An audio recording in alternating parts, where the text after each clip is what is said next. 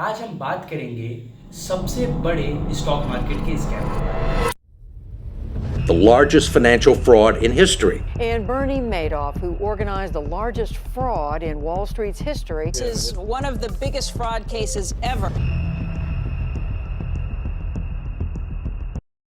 सबसे पहले मिलते हैं इस स्कैम के मास्टरमाइंड से, बर्नी मैडॉफ। मैडॉफ एक बहुत ही well known American stock broker थे।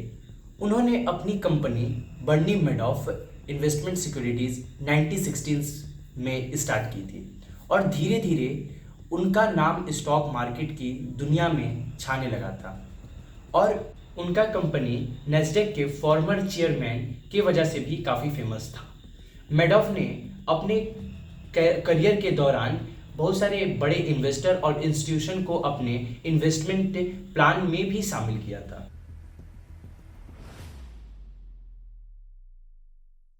तो ये स्कैम कैसे स्टार्ट हुआ? मैडॉफ का एक अपना इन्वेस्टमेंट स्ट्रेटेजी था जिसमें वह अपने क्लाइंट को बहुत हाई रिटर्न्स दिखाते थे। उन्होंने इन्वेस्टर को बताया कि वह एक सीक्रेट स्ट्रेटेजी या सीक्रेट मेथड फॉलो करते हैं जो कंसिस्टेंटली हाई रिटर्न्स बना के देता है। लेकिन सच क्या था? सच ये था, उन्होंने अपने इन्वेस्टर का पैसा लेकर ना कोई ट्रेडिंग किया, ना कोई स्टॉक में इन्वेस्ट किया। सच ये था कि उन्होंने अपने नए इन्वेस्टर से पैसा लेके अपने पुराने इन्वेस्टर को रिटर्न दिया। उस पैसे से लेके नए इन्वेस्टर के पैसे से पुराने इन्वेस्टर को उन्होंने रिटर्न दिया, एक पॉन्जी स्कीम की तरह।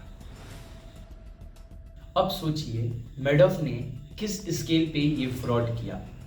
20 साल के अंदर में उन्होंने $64.8 बिलियन का फ्रॉड किया, जिसमें $18 बिलियन एक्चुअल लॉसेस थे।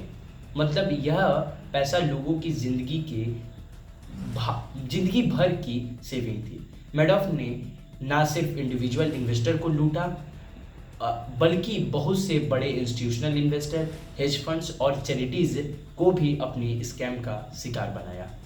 सबको लगता था कि मैडॉफ एक ट्रस्टवर्दी और एक सक्सेसफुल बिजनेसमैन हैं। उन्होंने हाई प्रोफाइल क्लाइंट्स को अपने प्लान से कन्विंस किया और उनका पैसा अपने फ्रॉड में डाल दिया। तो ये स्कैम कैसे एक्सपोज हुआ? 2008 में ग्लोबल फाइनेंशियल क्राइसिस आया।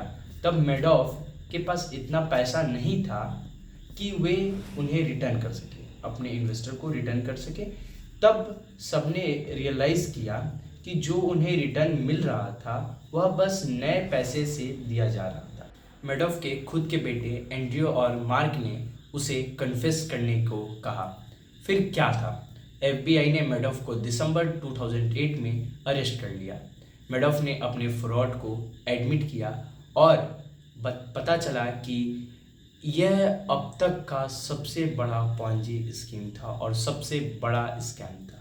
मैडॉफ ने अपने ट्रस्टवर्दी इमेज का पूरा फ़ायदा उठाया और अपने क्लाइंट को यह दिखाया कि वह एक बहुत ही अच्छे बिजनेसमैन हैं और जैसे जैसे लोग अपना पैसा उन्हें देते गए वैसे वैसे ये स्कीम चलती गई। तो यह पॉन्जी स्कीम कैसे काम करती थी? मैडॉफ ने अपने इन्वेस्टर को एक ऐसा प्रॉमिस दिया था कि उनका पैसा ग्रो हो रहा है और उन्हें हाई रिटर्न्स मिल रहे हैं। उन्होंने लोगों को यह ट्रस्ट दिलाया था कि उनका पैसा सेफ हैंड्स में है।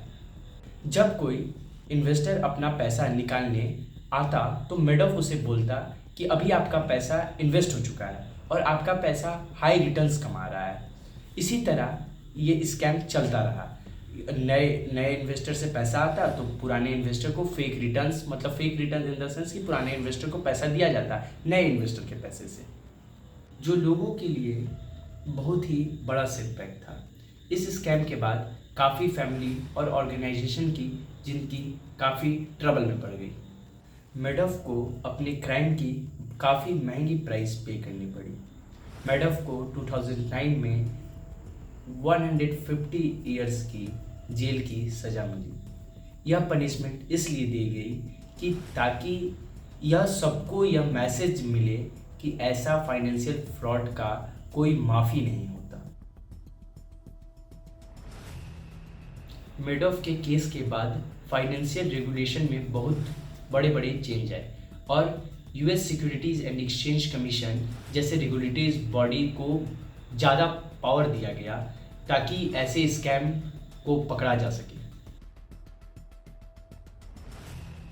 हमें इस कहानी से कुछ इम्पॉर्टेंट रिलेशन समझ आता है। हमेशा अपने इन्वेस्टमेंट को रिसर्च कर कर ही कहीं भी इन्वेस्ट करें।